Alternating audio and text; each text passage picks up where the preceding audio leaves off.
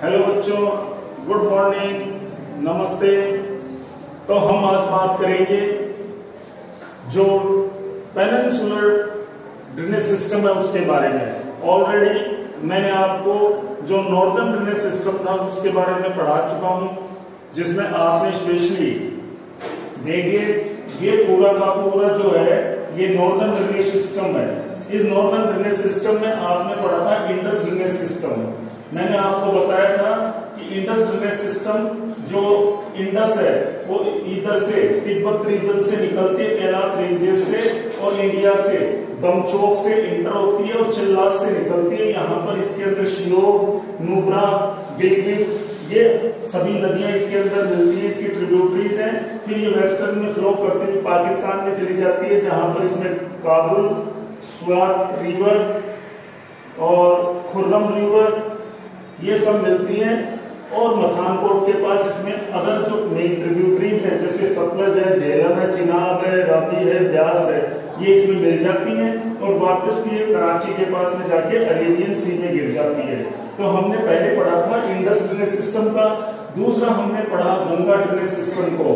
गंगा जो गंगोत्री ग्लेशियर से निकलती है, जो अलकनंदा और मंदाकिनी की जो दो स्ट्रीम्स हैं उनके मिलने से बनती है। यहाँ पर इसकी मेन जो ट्रिब्यूटरी है वो यमुना थी, जो प्रयागराज इलाहाबाद में मिलती है, और ये आगे फ्लो करती है वेस्ट ईस्ट में और ये जाके बांग्लादेश में मिल जाती है।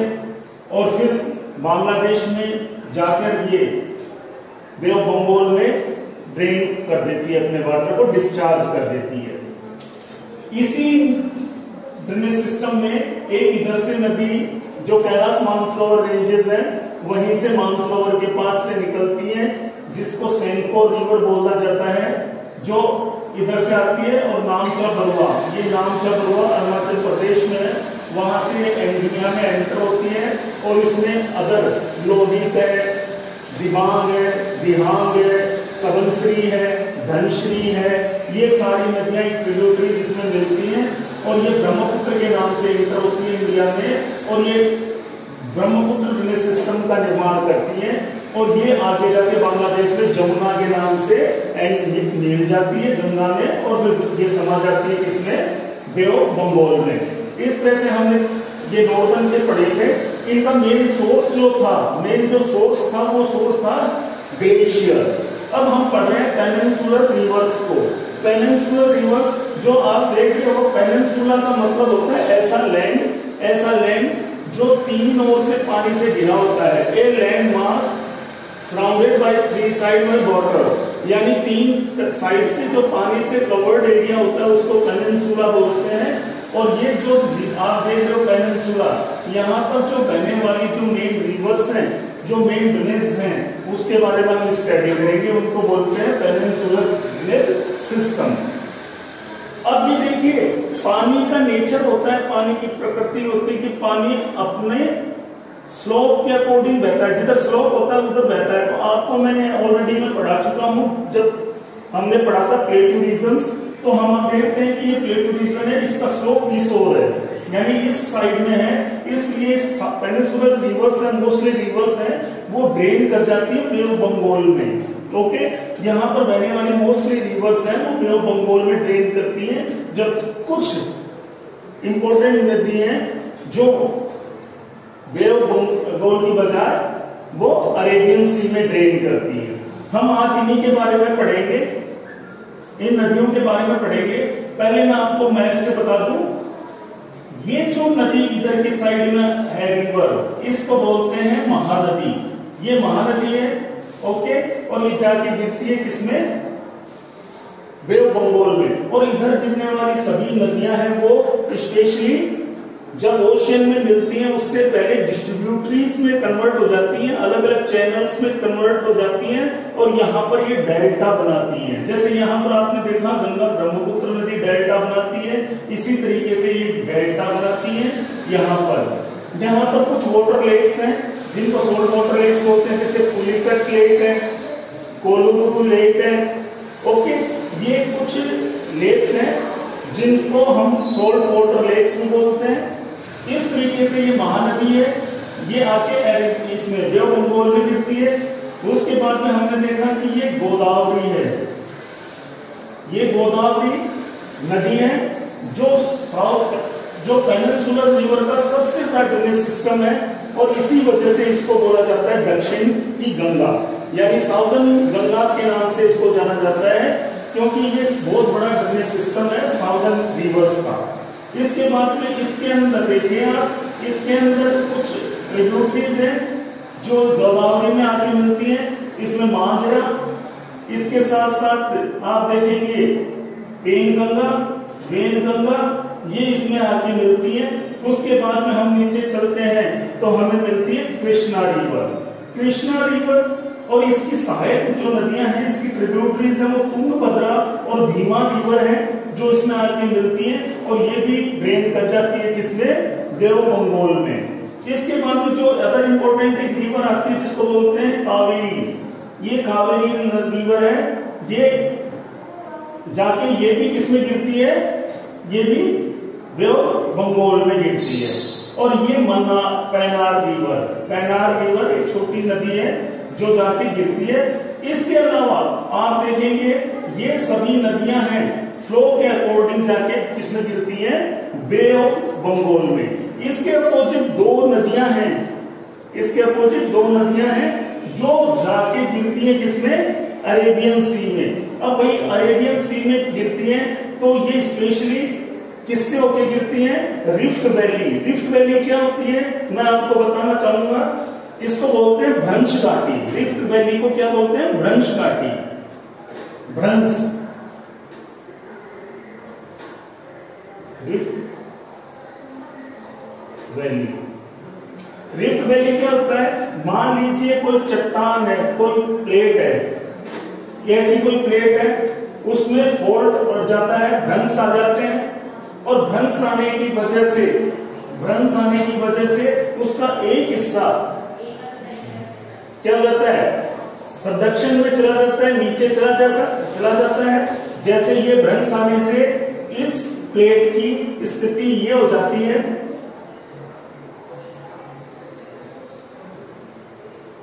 इस तरीके से हमने देखा यहाँ का जो पार्ट था वो नीचे सबडक्ट कर गया, जिसको हम बोलते हैं रिफ्ट वैली। ये रिफ्ट वैली के नाम से जानी जाती है, ये रिफ्ट वैली। और ये जो खड़ा हुआ पहाड़ आप देख रहे हो, ये देख रहे हो, इसको बोलते हैं हम ब्लॉक माउंटेन।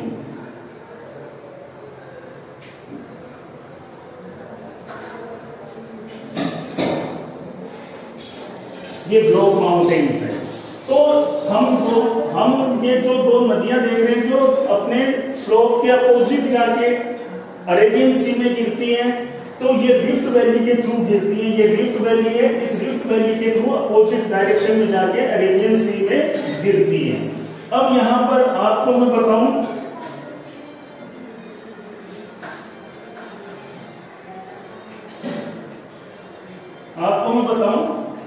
कि ये जो रिवर है नर्मदा, इस नर्मदा के नॉर्थ में सतपुड़ा है, सतपुड़ा रेंजेस है,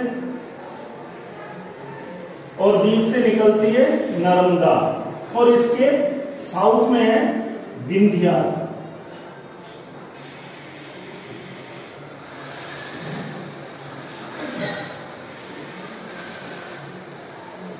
विंध्याचल रेंजेस। इस तरह से ये ब्लॉक माउंटेन्स हैं और ये रिफ्ट वैली है। इस रिफ्ट वैली से होके ये नर्मदा और ताप्ती है वो फ्लो करती है, क्लियर। और ये डेल्टा का निर्माण भी करती हैं, ये बनाती हैं, क्या बनाती है, एस्चुरी। ये एस्चुरी का निर्माण करती हैं। एस्चुरी और उसके अंदर क्या डिफरेंस है मैं बताना चाहूंगा आपको। देखिए, जब नदियां, ये सपोज कीजिए कोई ओशियन है, जब नदियां ओशियन में गिरती हैं तो अपने साथ जो सेडिमेंट्स लेके आती हैं, उन सेडिमेंट्स की वजह से, हैवी होने की वजह से और उनकी स्पीड स्लो होने की वजह से वो उस बर्डन को लेके नहीं चल पाती हैं और उसको वही डिपोजिट करना शुरू कर देती हैं। इस तरह से कैसे अपने पाथ में जो डिपोजिशन करती हैं वो उस मिट्टी की वजह से वो दूसरी तरफ से वो पानी निकल जाता है, और इस तरह से वो कई डिस्ट्रीब्यूटरीज में बढ़ जाती हैं, कई चैनल्स में बढ़ जाती हैं। इस तरीके की फीचर्स को हम बोलते हैं, जब नदियां ओशियन में मिलने से पहले जब अलग अलग डिस्ट्रीब्यूटरीज में बढ़ जाती हैं तो उसको बोलते हैं डेल्टा, और इस डेल्टा का सिंबल ये है। ओके, ये बहुत ही मोस्ट फर्टाइल पार्ट होता है जहां पर एग्रीकल्चरल के पॉइंट ऑफ व्यू से बहुत लाभदायक होता है, यहाँ पर डिफरेंट टाइप्स की क्रॉप्स को ग्रो किया जाता है, जहां पर प्रोडक्शन बड़ा हाई होता है। इसके साथ साथ मैं बात कर रहा था, ये सारी नदियां हैं जो किसका निर्माण करती है, डेल्टा का। इसके अपोजिट जो अरेबियन सी में जाके गिरती हैं वो एस्चुरी का निर्माण करती है। एस्चुरी का मतलब होता है जैसे कि ये ओशियन है और ये कोई रिवर है, ये जाके एक तरह से बिना डिस्ट्रीब्यूट हुए, बिना चैनल्स बनाए यूं की यूं जाके समुद्र में मिल जाती है, ओशियन में मिल जाती है, उसको बोलते हैं एस्चुरी। ओके, तो ये था। अब मैं आपको बताना चाहूंगा इन नदियों के बारे में। मैं जो डायग्राम ऑलरेडी बना चुका हूं, इसको आप अपने नोटबुक में तैयार कर लें। मैं आपको 1 बाय 1 इन रिवर्स के बारे में बताऊंगा। सबसे पहले महानदी के बारे में आते हैं। महानदी यहां से निकलती है, ये निकलती है सिहावा। सिहावा एक जगह है, उसके पास में रायपुर डिस्ट्रिक्ट छत्तीसगढ़ से ओरिजिन होता है इसका। इस नदी का, महानदी का जो ओरिजिन है सिहावा, रायपुर डिस्ट्रिक्ट छत्तीसगढ़ से, और इसकी टोटल लेंथ है 851 किलोमीटर। इसकी जो टोटल लेंथ है वो है कितनी है, 851 किलोमीटर। और इसका जो ड्रेनेज सिस्टम है, उस ड्रेनेज सिस्टम जो फैला हुआ है अलग अलग स्टेट्स में, वो 58% कवर करता है एमपी, मध्य प्रदेश और छत्तीसगढ़ में। यानी इसका 58% पार्ट है ड्रेनेज सिस्टम का, वो फैला हुआ है 58% एमपी और छत्तीसगढ़ में, 47 उड़ीसा में। क्लियर। इसके साथ साथ हम बात करते हैं गोदावरी की, जिसको दक्षिण गंगा कहा जाता है। ये दक्षिण की गंगा कहा जाता है इसको, और ये इसकी ओरिजिनेट होती है, ये वेस्टर्न घाट्स में नासिक में, महाराष्ट्र की नासिक डिस्ट्रिक्ट है, वहां से ये ओरिजिन होती है। ओके, महाराष्ट्र में, और ये 1465 किलोमीटर फ्लो करती है। यानी ये 1465 किलोमीटर इसकी लेंथ है। 49% जो ड्रेनेज सिस्टम है वो महाराष्ट्र में आता है इसका, 20% मध्य प्रदेश और छत्तीसगढ़ में फैला हुआ है, और बाकी का बचा हुआ आंध्र प्रदेश में है। अगर इसकी सहायक नदियों की बात करूं तो मैंने जो बताया था, वेनगंगा, पेनगंगा और मांजरा, ये इस इरावती, ये इसकी मुख्य ट्रिब्यूटरीज हैं, पेनगंगा, इरावती और वेनगंगा। इसके साथ साथ हम बात करते हैं कृष्णा नदी की। कृष्णा नदी जो इंपॉर्टेंट है, और ये महाबलेश्वर, वेस्टर्न घाट महाबलेश्वर से, महाराष्ट्र से ओरिजिन होती है, और इसकी लेंथ है 1401 किलोमीटर, और इसका ड्रेनेज सिस्टम आता है 27% महाराष्ट्र में आता है, 44% कर्नाटका में आता है, 29 आंध्र प्रदेश में कवर करती है। और इसकी जो सहायक नदियां हैं, कृष्णा की जो ट्रिब्यूटरीज हैं, वो कोयना, तुंगभद्रा और भीमा है। जैसा मैंने यहाँ पर बताया आपको, ये भीमा है, ये मेन कृष्णा रिवर है, और ये भीमा है, और ये तुंगभद्रा है। इस तरह से इसकी मेन ट्रिब्यूटरीज होगी।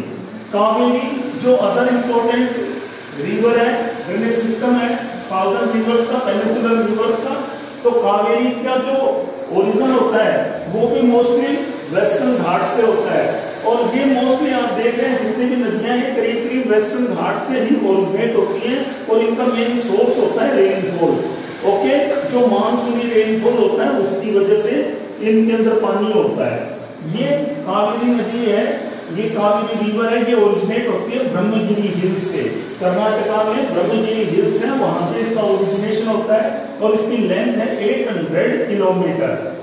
इसका जो ड्रेनेज सिस्टम आता है वो फैला हुआ है, करीब 3% केरला में आता है, 41% कर्नाटका में आता है, 56% तमिलनाडु में आता है। क्लियर। और इसकी जो मेन ट्रिब्यूटरीज हैं वो है भवानी, कंबिनी और अमरावती, ये इसकी इंपॉर्टेंट ट्रिब्यूटरीज हैं। क्लियर। अब हम बात करते हैं नर्मदा की। ये नर्मदा रिवर है जो सतपुड़ा और विंध्याचल के बीच से बहती है, एक तरह से मैंने, और रिफ्ट वैली के थ्रू बहती है, और ये धुआंधार जलप्रपात का निर्माण करती है, वाटरफॉल का निर्माण करती है जबलपुर के पास में, जो अपनी pictures Q, beauty pictures Q के लिए जाना जाता है। वहां पर संगमरमर की चट्टानें होने की वजह से वो देखने लायक और दर्शनीय स्थल होता है व्हाइट कलर में, इसलिए ये धुआंधार वाटरफॉल का निर्माण करती है। और ये नर्मदा नदी है, ये अमरकंटक प्लेट्यू से निकलती है, अमरकंटक प्लेट्यू से निकलती है, और करीब करीब 1070 मीटर्स की हाइट से ये निकलती है। इसकी जो टोटल लेंथ है वो है 1312 किलोमीटर, और ये जो है करीब करीब ये एस्चुरी का निर्माण करती है, मैंने एस्चुरी बता चुका हूं, उसका निर्माण करती है। साथ ही साथ इस नर्मदा नदी पे एक बहुत इंपॉर्टेंट प्रोजेक्ट बनाए गए हैं, जिसको बोलते हैं नर्मदा सरदार सरोवर प्रोजेक्ट। सरदार सरोवर प्रोजेक्ट है वो इसी के ऊपर बनाया गया गुजरात में। ओके, तो ये इंपॉर्टेंट रिवर है, क्लियर। इसके बाद में दूसरी नदी जो इसके पैरेलल है वो नदी है जिसको बोलते हैं तापी। ये तापी है, ये मुल्ताई बैतूल डिस्ट्रिक्ट मध्य प्रदेश से इसका ओरिजिन होता है। ये 724 किलोमीटर की लेंथ है इसकी, और इसका ड्रेनेज सिस्टम 79% महाराष्ट्र में आता है, 15% मध्य प्रदेश में आता है, और 6% जो रिमेनिंग बचा हुआ वो गुजरात में आता है। ये भी एस्चुरी का निर्माण करती है। अब इसके बाद में हम देखते हैं एक राजस्थान में बहने वाली, जो वेस्टर्न राजस्थान में बहने वाली जो एक इंपॉर्टेंट रिवर है जिसको बोलते हैं लूनी। ये लूनी रिवर है। ये लूनी जो रिवर है ये ओरिजिन होती है पुष्कर के पास में, जो अरावली हिल्स है वहां से ओरिजिनेट होती है, और ये 2 स्ट्रीम्स में होती है। इसकी 2 धाराएं हैं जहां ओरिजिन होती है, एक को बोलते हैं सरस्वती, एक को बोलते हैं सांबरमती। और ये दोनों की दोनों जब अरावली से निकल के, दोनों स्ट्रीम्स अरावली से निकल के गोविंदगढ़ जगह है वहां पर मर्ज कर जाती है एक दूसरे में, और लूनी नाम से जानी जाती है, क्लियर। तो ये लूनी नदी है वो निकल के पुष्कर के पास में अरावली रेंजेस से, और सरस्वती और सांबरमती 2 स्ट्रीम्स हैं। उन स्ट्रीम्स, जो दोनों स्ट्रीम्स कहां मिलती हैं, जो आपस में गोविंदगढ़, दोनों मर्ज होती है गोविंदगढ़ में। ओके, और उसके बाद में ये बहती हुई जाके रन ऑफ कच्छ गुजरात में चली जाती है, रेन कर जाती है। इस प्रकार से हमने जो important peninsular river drainage system था उसके बारे में पढ़ा। इसके साथ साथ बहुत सारी ऐसी छोटी छोटी नदियां हैं जो शॉर्ट एंड स्विफ्ट रिवर्स हैं, जैसे कि आप देखेंगे इधर की ओर वेस्टर्न घाट्स हैं, ये वेस्टर्न घाट्स हैं, इधर की ओर तेजी से जो मानसून आता है, तो मानसून की वजह से बहुत ज्यादा ये रीजन है, ये रेन बेरिंग स्लोप है, यहाँ पर मानसून टकराता है, इस वजह से काफी ज्यादा रेनफॉल होता है। इधर की साइड रेन शेडो एरिया आ जाता है, इसकी वजह से यहाँ से बहुत सारी छोटी छोटी नदियां निकलती हैं, जिसकी वजह से उन नदियों को, जैसे फॉर एग्जाम्पल हम बात करें शरावती जिसपे जोग फॉल है, इसके साथ साथ हम गोवा की 2 इंपोर्टेंट रिवर्स की बात करें, मांडवी और जुआरी। इसके अलावा हम केरल की बात करें तो पंबा, पेरियार, और इस तरह से यहाँ पर बहुत सारी स्विफ्ट रिवर्स हैं। इसके अलावा और भी बहुत सारी स्विफ्ट रिवर्स हैं, जैसे बैतरणी है, ब्राह्मणी है, इसके अलावा और भी बहुत सारी छोटी छोटी नदियां हैं। लेकिन ये सारी जो मोस्ट इंपोर्टेंट रिवर्स हैं उनके बारे में मैंने आपको बताया, ये पेनिनसुलर रिवर्स हैं। ओके, इस पूरे को आप लोग ड्रॉ कर लेंगे नोटबुक में और इनको समझने की कोशिश करेंगे। ये हमारा ड्रेनेज सिस्टम का करीब कंप्लीट हो गया है, इंडियन ड्रेनेज सिस्टम का। फिर भी अगर आपको किसी तरह के कोई कंप्लेंट हो या कोई कंफ्यूजन हो तो आप कमेंट्स बॉक्स में जाइए, वहां पर अपना कंफ्यूजन को लिखिए, मैं उसको सोल्व करूंगा। साथ ही साथ आप ये वीडियो देख रहे हैं उसके लिए बहुत धन्यवाद। इसके साथ में आप मेरे वीडियोस को लाइक करें, शेयर करें, सब्सक्राइब करें। ओके, थैंक यू, मिलते हैं अगले वीडियो में।